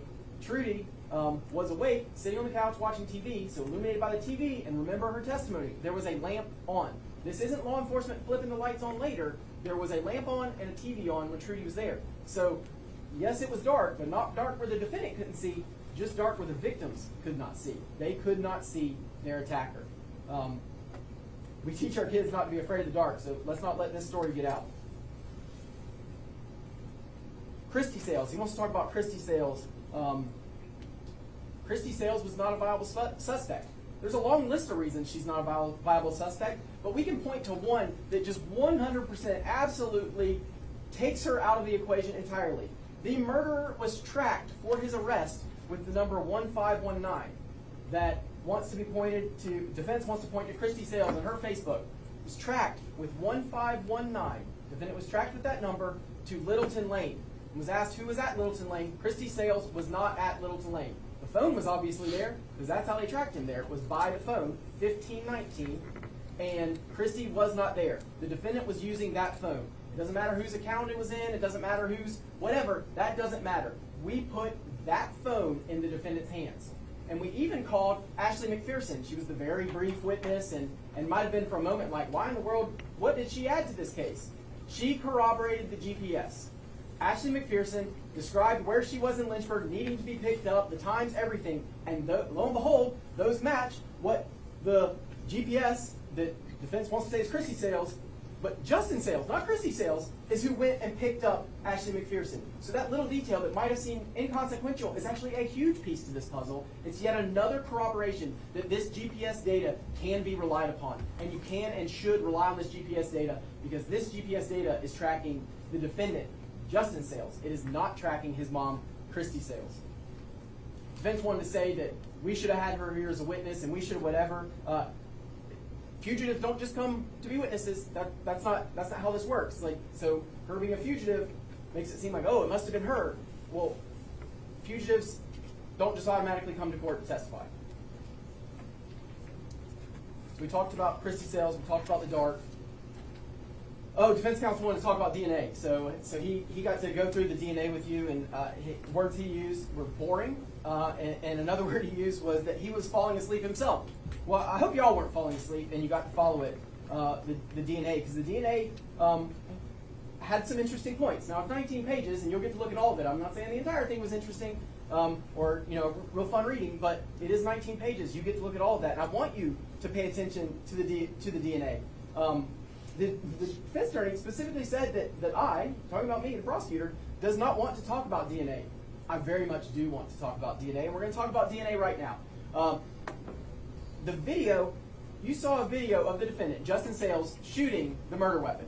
Unquestioned, he is shooting the murder weapon prior to the murder. Well, DNA comes back, and he's like, they have no DNA on his. His DNA is not on this gun. His DNA is not on this gun. That might be mildly helpful if we didn't know for a fact he had previously shot that gun. So not having DNA, and that's what we talked about even at voir dire, it's not like TV, it's not fiction. In the hour of the episode, you don't get magically every answer you could possibly want. That's not how it works. The evidence is what the evidence is. And the evidence here is his DNA did not show up in a way that would be helpful to the Commonwealth to prove it in that sense. But it showed up mighty helpful that DNA isn't automatically there. Because we can prove DNA isn't automatically there by the defendant himself. Because we know, without question, he shot that murder weapon previously, because it's on video. You watched it today, you watched it before, hopefully you'll watch it again in the back. He shot that murder weapon, his DNA is not there. That's because DNA sometimes isn't there. And the expert talked about, well, the DNA can be wiped off, DNA, you can wear gloves. Like, we don't have an answer as to why his DNA isn't there, but we know his DNA isn't, and we know he has shot that gun previously, even before we get to this trial and the evidence we've produced, which says he also shot it 8 times at Doris and Trudy. We know that he shot there also, but even before that, unquestioned by defense, he shot the murder weapon, his DNA is not on the gun. So, all the DNA, and go through the DNA, it's 19 pages. You'll see that it doesn't even fully exclude Doris and Trudy. Well, we know Doris and Trudy had nothing to do with the gun. They had nothing to do with the casings. We know that. But when you get into science and you start talking into the 1 in 6 or the 1 in a trillion she talked about, we got all the way to trillions. When you talk about these crazy numbers, they weren't even able to fully exclude there. So DNA is complex. It is complicated. But I think it should be in a situation where everyone can agree Doris and Trudy never touched the gun or the cartridges. Because the defendant, undisputed even in defense argument, he never forced entry into the house. He didn't go inside, so they couldn't help. The casing stayed outside, the gun stayed outside in the defendant's hand, sadly. And somehow, in the science and trillions and all that the DNA expert talked about, you heard it all and you can see the 19 pages, they couldn't even be fully excluded. So, the DNA shows that defense counsel wants to argue law enforcement was terrible. Law enforcement was terrible. Law enforcement still did all the steps, and DNA is one of the steps. So we were able to show you this was done. Did we get the answer that you would hope in your hour episode of CSI? No, you don't get that. But that's real life, and we talked about that back at jury selection. In real life, you don't just get the automatic answer every time, right? So you have to put it together with the other evidence, which is what we've done and what we've gone through, is putting it together with the other evidence. So the ballistics. Let's talk about the ballistics.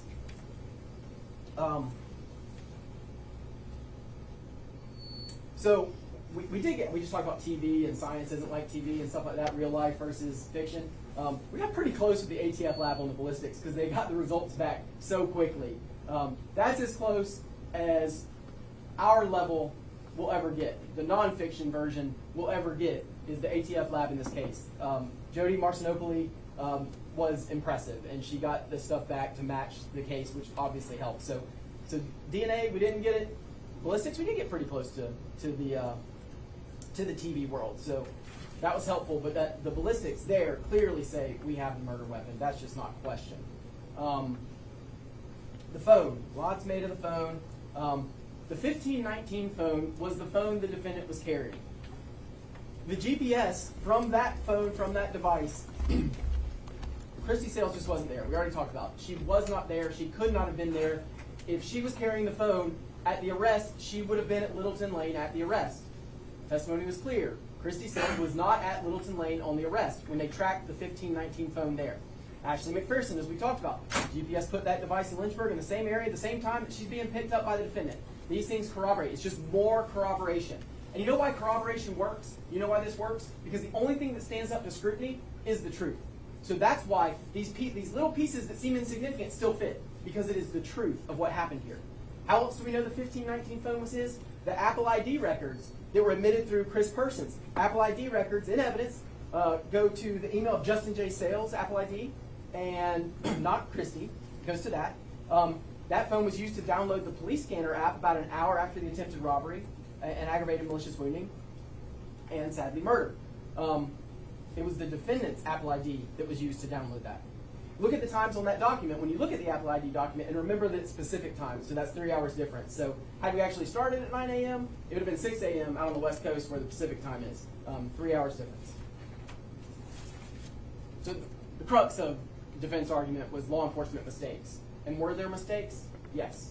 The Commonwealth has owned the mistakes. The witnesses, for the most part, have owned the mistakes. Mistakes were made. And that's why we asked all the way back at the beginning, do you understand that a mistake by one does not necessarily negate the efforts by the other? Because you saw some impressive efforts by other law enforcement officers. Ending with Chris Persons, who in early January of 2023 put this all back together as he testified to. He was assigned as the former lieutenant in charge of the Violent Crimes Division at Hampton Police Department. So familiar with this, 15 years doing all that stuff he talked about. He came to put it all back together. And he did that. He said he could work up to 32 hours. This was his primary job. And he just started putting it back together. And sadly, as he explained, some of what he put back together should have been known in 2019. Mistakes were made. But that does not change that the defendant is guilty of these crimes. Because the investigation was put back together. The mistakes were corrected and worked around. And we got to the point where today the evidence is before you, enough evidence is before you to convict the defendant of every crime charged. Robbie Oliver. So Robbie Oliver was the main point of attack. Robbie was being attacked. Robbie testified, and you heard him testify. He testified that he has not worked on this case in a couple of years, and he does not have access to his files anymore, which is unfortunate for him because as he's being attacked, he can't even be the one to defend himself. He doesn't have access to any of his materials. He's just going off memory. He's doing the best he can. He said he was here to the case he started. He wanted to see through to the end, so he still came, even though he testified he's not working anymore. He's disabled. Even through his disability, he came and did the best to his memory. Does it seem like mistakes were certainly made in that investigation, and they can be pointed at Robbie Oliver? Yes. He couldn't even defend himself here. So this case had to be put back together, in large part, separate from Robbie Oliver. He was no longer an investigator. You couldn't say, hey, Robbie, what happened to this? He wasn't here anymore. So Chris Persons had to put it back together. Captain Clay Thompson, who was then the captain of investigations in charge of all of this, had to put it back together, and thankfully so. But Robbie, to his credit, was candid. When he was asked even the collection of the cell phone, he didn't deny that what Captain Thompson said could be true. It probably was true. He just didn't remember it. He didn't remember that he received a cell phone wrapped in aluminum foil that was given to him at Hardee's. It could be true. Debriefings like that can happen. Handing the evidence to him because he was the lead investigator on this case and was the digital evidence guru. Guru is not the right term, just what I call him. The digital evidence guru for the sheriff's office at the time. That was his job. So he would be the person, Captain Thompson, then Investigator Thompson, would have handed it to. Robbie does not remember it, does not know what happened to that phone. So it seems like, oh my gosh, we lost a phone. It's terrible. It's the end of the world. Well, two things. One is Chris Persons put everything back together. So you don't have to worry as much about that. But the more important thing is he was not tracked by the phone. This wasn't the phone was dumped and we lost the dump and it, whatever, the Celebrite we talked about. It wasn't that. It wasn't the phone records that did this. It was Facebook records that did this. Facebook. A search warrant of Facebook, not the device. So all of the GPS data, everything we have, we know went to that phone, 1519, and we know came from Facebook, not the phone. No actual evidence of where he was lost when the phone was lost. Do we wish the phone was here today? Of course we do. But does it change any of the evidence before you? Absolutely not. Chris Persons got all the evidence through the other sources. He got the Apple return back, and what do we have in this? He got looked at the Facebook and the GPS through the Facebook. How do we get there? He put it all together separate of the device itself. So the device is actually a red herring. It is a distraction. It is not before you is actually a problem. He mentioned no sign of forced entry on the robbery, and I just want to point out, of course, as we talked about before during the first presentation, more slide, and I'm talking to you, forced entry is irrelevant to attempted robbery. No, we concede not forced entry. I think every witness that was asked would concede there was no forced entry. No theory of this case ever included he forced entry into the house. But that is not an element of attempted robbery. So you can disregard any sort of forced entry. Actually, the evidence makes more sense that he didn't go in because all the evidence is on the outside. The casings are on the outside. The shots through the window are on the outside. It makes more sense that he, in fact, did not go there. Plus, he made it back to his house very quickly because he didn't go in the house. Whatever happened that made him decide, I've murdered, that's enough, and I don't now want to steal their stuff, made him leave. But he attempted the robbery, shot Doris in the back, shot Trudy multiple times before he did leave, unfortunately. So we talk about, there was more discussion of law enforcement and possibly messing up the casings to Roanoke. The casings to Roanoke is strong chain of custody evidence. You heard that paperwork can be prepared in advance. That came out on the witness stand. Paperwork can be prepared in advance. But here's how we know the evidence actually got there. Yes, it went to Roanoke first, to the State Department of Forensic Science Lab. That's where the casings went first, because that is what, at this level, that is where the evidence goes. At Amherst County Sheriff's Office level, it goes to the state lab in Roanoke. That is where the evidence goes. But by the next day, we have ATF Special Agent Russell Davidson. And remember, Russell is a federal agent with access to the federal lab. When the state lab can't do what needs to happen and certainly can't do it quickly, and the ATF lab, as it turns out, can give you some of the results before you get back home, of course, trying to solve what happens. Remember, at the beginning, no leads. No leads in this case. It had to be put together. So Captain Thompson, the same person that takes the casings to the lab, picks them up from the lab, and he goes with Russell Davidson to the ATF lab. You can't get much better chain of custody of evidence than the same person is doing every step. And he testified from the stand, and I believe the exact words from Mr. DeBruin on describing Captain Thompson was, he's actually pretty good, or something like that. But it was at least somewhat complimentary of him, as it should be. He did a great job with this case. So that evidence went to the lab is solid evidence.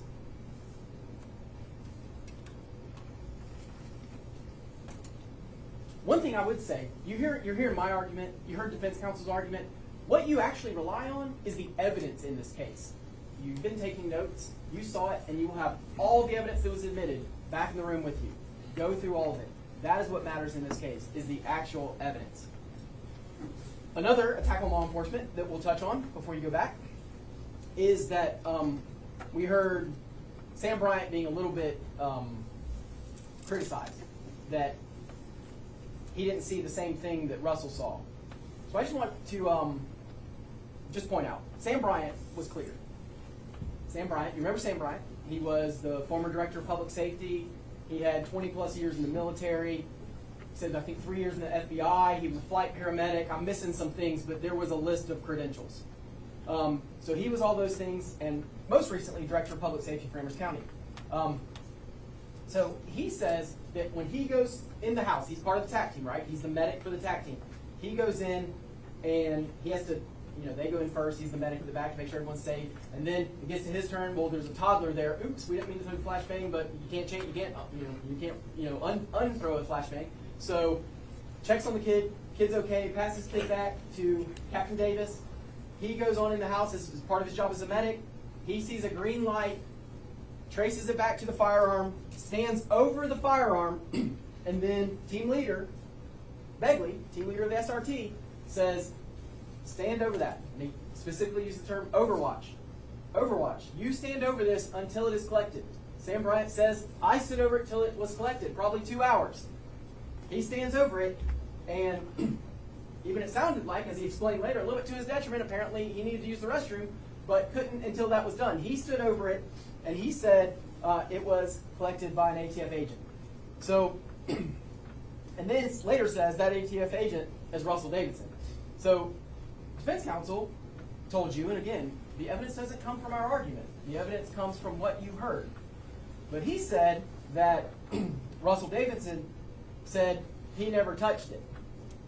If you will recall, when asked on direct, Russell Davidson said, when asked if he cleared the firearm, his answer was, not that I recall, and he described seeing the firearm, if you will recall from the evidence. His answer about clearing it, not that I recall. A little bit unusual answer, but he's there. Key thing is, he's there. And then he had some conflicting statements. Inside the house, I saw the gun, and then when asked, he asked on cross, he said he stayed outside on the perimeter. When defense counsel asked, I don't know why there's a difference there, but I do know Sam Bryant was consistent. I do know he was clear. I do know he was confident. And a lot was made that Russell had amazing credentials, and he does. Federal agents have to go through a lot, as he described. But you know what's forgotten in all of that? Sam Bryant spent over 20 years in the military and 3 years at the FBI, which, oh, by the way, is a federal agency. So we're debating credentials. But you know the advantage we have in this debate? It doesn't really matter, because we know it's the same gun. As we went through the slides before, serial number from running the firearm transaction record from Russell Davidson, that serial number matches that gun. And then we know at the crime scene, those casings end up matching that gun later. We know that on the search warrant, while it's still on the floor next to the fanny pack, the strap of the fanny pack, we know that that gun, because you can see the picture taken while it's still on the floor, same serial number on the lab report, same serial on the evidence box, same serial number on the evidence label, same serial number on the search warrant at Dakota's house that just shows the gun box that the gun would have come in, same serial number. The serial number is never in question. And then we just, oh, by the way, our firearms expert is also an expert in serial numbers, as she said, and she says this serial number was not altered. So we know, without question, we have the firearm. Is it unfortunate that no one just says, I picked up the gun, I packaged it, whatever? As Clay Thompson described, Clay Thompson obviously was not there at this scene, because you saw how he processed the scene. There's a picture from mid-range. There's a picture close up. There's a picture with a scale. Everything is documented. Everything is collected by him. Everything goes to the sheriff's office. Again, Commonwealth can't rise above its evidence. Do we wish that had happened? Of course. Do we wish Clay Thompson was at this scene? Of course. He was not. But the question actually before you is, do you know that this is the same gun? And every piece of this evidence, are we talking about the same firearm, the same Glock Model 22 40 caliber with the green laser light, BAWB 711? Do we know that? Yes. We know that without question. We know that probably you would say at this point ad nauseum. We know that. We know it is the same gun. Chris Persons, well, ballistics gave us the murder weapon. Chris Persons, in a lot of ways, gave us everything else. He's an excellent investigator. I agree, defense counsel. There's moments in these closing arguments that we agree with each other. The defense attorney's words, of course, were that he's an excellent investigator. I agree. I think he said called him a great hire by Amherst. Again, I agree. So Chris Persons put this together. He started putting the puzzle together. He's the one that puts the puzzle pieces, I think is how I described it earlier, of Ashley McPherson. That is a puzzle piece. That is a random little piece. Just something to corroborate. He's the one that put those pieces together. He's the one that mapped all these GPS locations that doesn't just put the defendant at 210 Bob White, it puts him at the house. And it doesn't just put him at the house, it puts him at the windows where the shooting occurred. And puts him there 2 nights in a row at roughly the same time, casing it out, planning his robbery and later murder, and then committing the murder itself. Chris Persons put that together. Dakota got attacked a little bit by defense counsel's argument. 6 years have passed. Dakota's up there just doing his best to be honest. He did not remember who loaded at that time. It does not matter who loaded the firearm. What matters is the firearm was loaded. And regrettably, when Justin Sales pulled the trigger to shoot Doris and Trudy, it was loaded then. That's when it matters it was loaded, and it was in fact loaded. The thing that, it didn't really come up, but you can piece it together.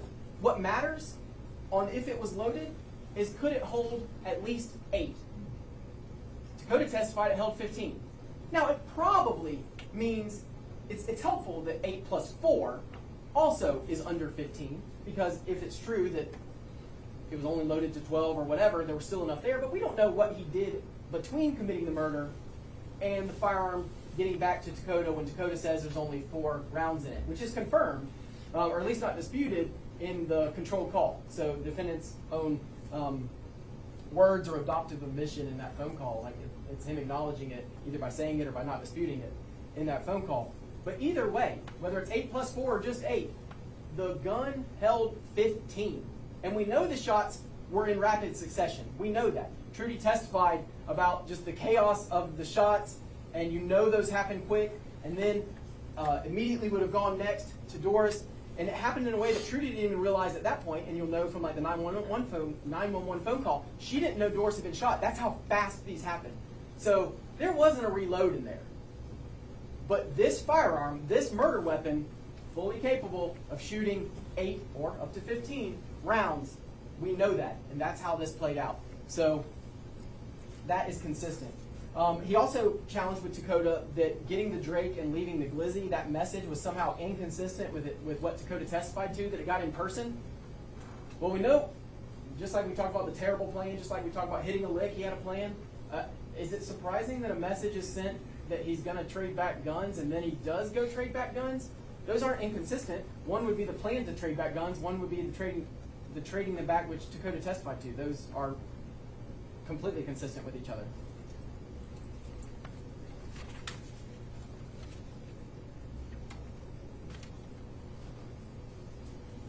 So, just to close, I would say Justin Sales had a terrible plan. I've repeated that multiple times. Make no mistake, this was a plan. His plan was to hit a lick. A term you might not have known before this, but now you've heard more times than you want to. He traded guns to a gun he could more easily conceal and to a gun he could more easily shoot in the dark. It has a green laser attached. We know he can shoot it in the dark because he shot in a very low light situation already. And if you pay attention to that, we also know he can shoot rapidly because he shot very rapidly in the video, just like he would have had to have shot very rapidly when he shot Doris in the back and shot Trudy multiple times. We know that he went 2 nights in a row. We know the GPS puts him in the spot he would have shot from 2 nights in a row.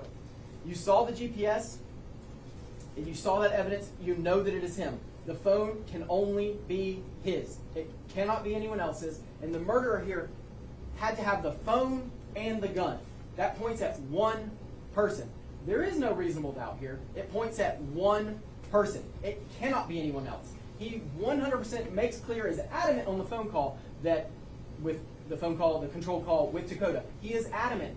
I didn't give it to anyone. He is clear. Liz, please, listen to that phone call again. He is clear. The gun is in his hands. He puts the murder weapon 100% in his hands, cannot be in anyone else's hands. He had it. He made that clear. Now, at the end of that call, Dakota's kind of pressing him on it a little bit, and that's when he's like, well, we just need to talk in person. We can't talk on the phone anymore. Listen to that phone call. It's telling, and it's more telling every time you listen to it.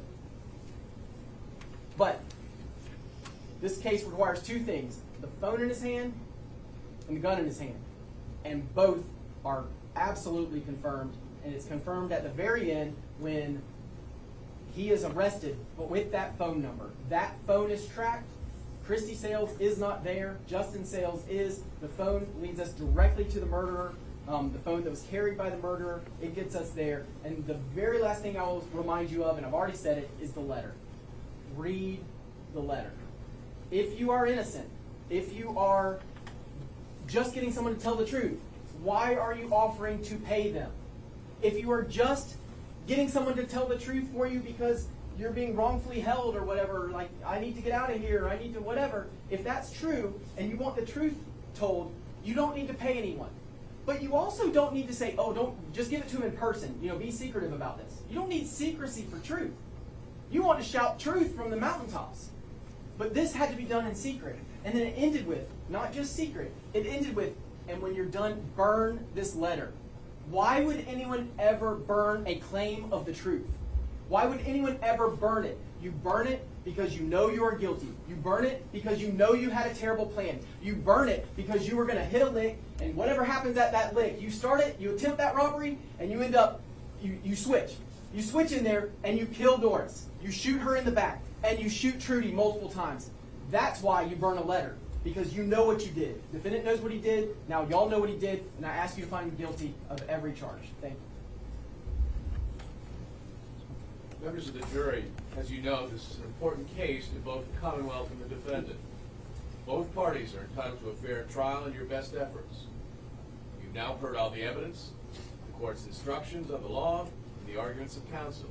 You're about to begin your deliberations. In order to reach a verdict, each of you must agree on that verdict. In other words, your verdict must be unanimous, in writing and signed by your foreperson. The first thing that you should do when you go back to the jury room is to select a foreperson.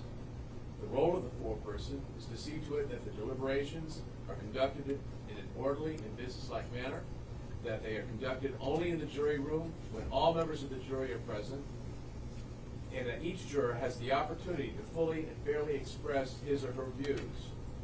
In the jury room, you will have the exhibits that were entered into evidence, you'll have the instructions of law that I read to you a short time ago, and you'll have the verdict forms.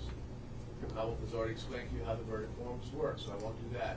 We will have a computer back there. Some of the evidence is digital. It's on flash drives. We've inspected the computer. There's nothing on there that what you want to see as far as the computer.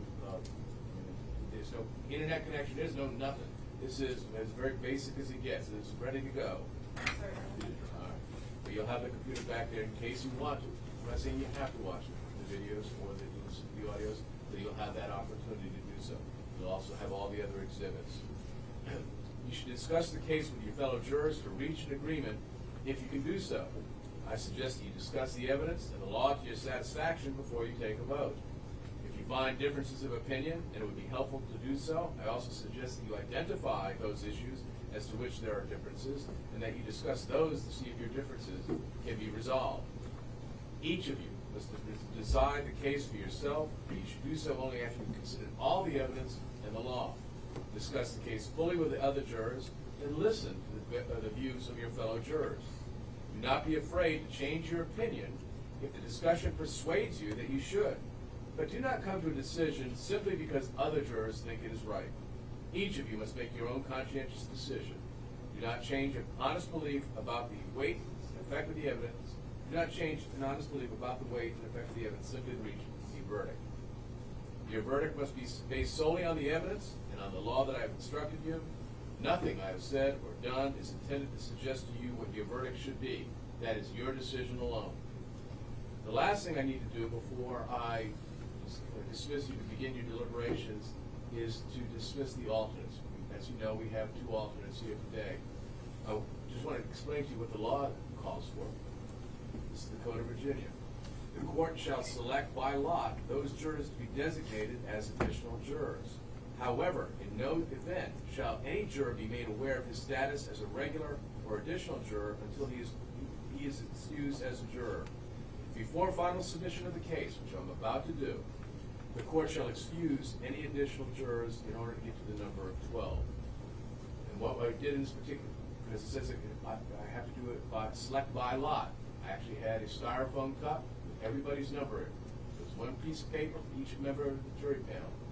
And I pulled two of those numbers out. And at this point in time, I'm going to excuse juror 12 and juror 27. I want to thank you for your service. You've been most diligent. You've been worked just as hard as these folks have, but we have to get it down to 12, and it was just by lot that your numbers were picked. So with that, you are free to go with our question. Please turn the camera down. Thank you. All right, but you're free to go. If you see the clerk, she's over. Okay, yeah, go.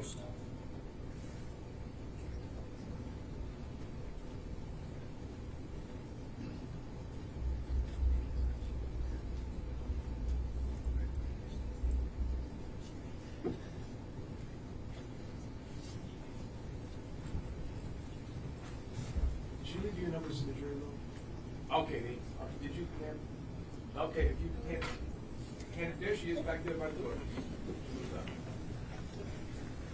All right, the remaining 12 jurors, you may retire now to the jury room to begin your deliberations. Take all the time you need to reach the verdict. So with that, Sheriff back.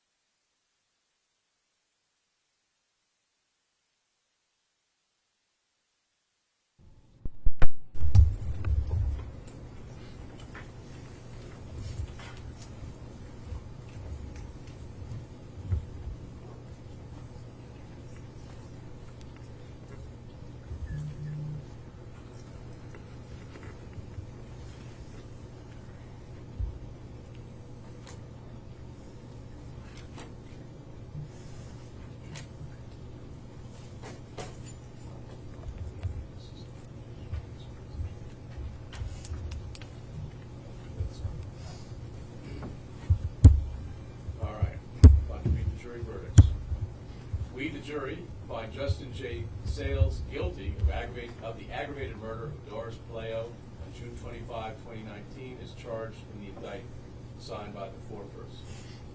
We, the jury, find Justin J. Sales guilty of the attempted robbery of Ann Goetz on June 25, 2019, as charged in the indictment signed by the foreperson. We, the jury, find Justin J. Sales guilty of the aggravated malicious wounding of Ann Goetz on June 25, 2019, as charged in the indictment signed by the foreperson. We, the jury, find Justin J. Sales guilty of the malicious shooting into an occupied building on June 25, 2019, as charged in the indictment. We, the jury, find Justin J. Sales, and that was signed by the foreperson as well. We, the jury, find Justin J. Sales guilty of the use of a firearm in the commission of the aggravated malicious wounding of Ann Goetz on June 25, 2019, as charged in the indictment, and again signed by the foreperson. And we, the jury, find Justin J. Sales guilty of the use of a firearm in the commission of the murder of Doris Puleio on June 25, 2019, as charged in the indictment, again signed by the foreperson. Any motions? No. All right, ladies and gentlemen, you have to see. Ladies and gentlemen, I want to thank you for your service. You've been most diligent. I know this has been a long and probably moving episode. I can see by your faces. But I want to express my appreciation for you doing a hard job and doing it well. Madam Clerk, I believe that they are excused for the term. Is that correct? You are free to go. Thank you very much. You leave your numbers with the clerk as you leave, because we do you recycle those. And the camera will come down now, please. So you all are free to go. And if you haven't already, please make sure you leave your notebooks behind, your pads. We will destroy those.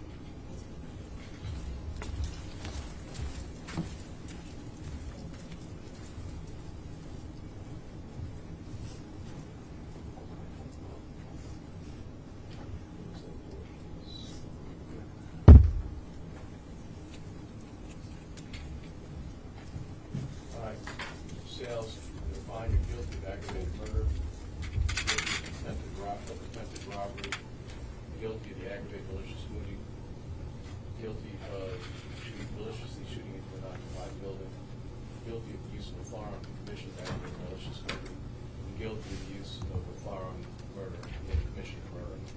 We'll order a pre-sentence report as well as sentencing guidelines. Do you want to pick a date at this point in time, or do you want? Let's just continue it to the opening day of the next term, because we need to get with my calendar both here as well as in Nelson.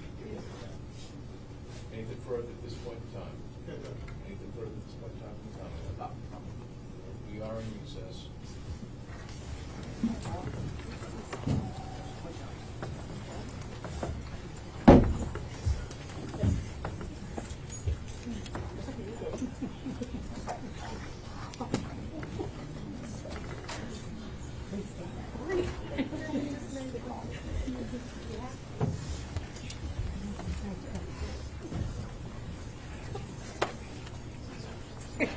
Thank you. Thank you very much.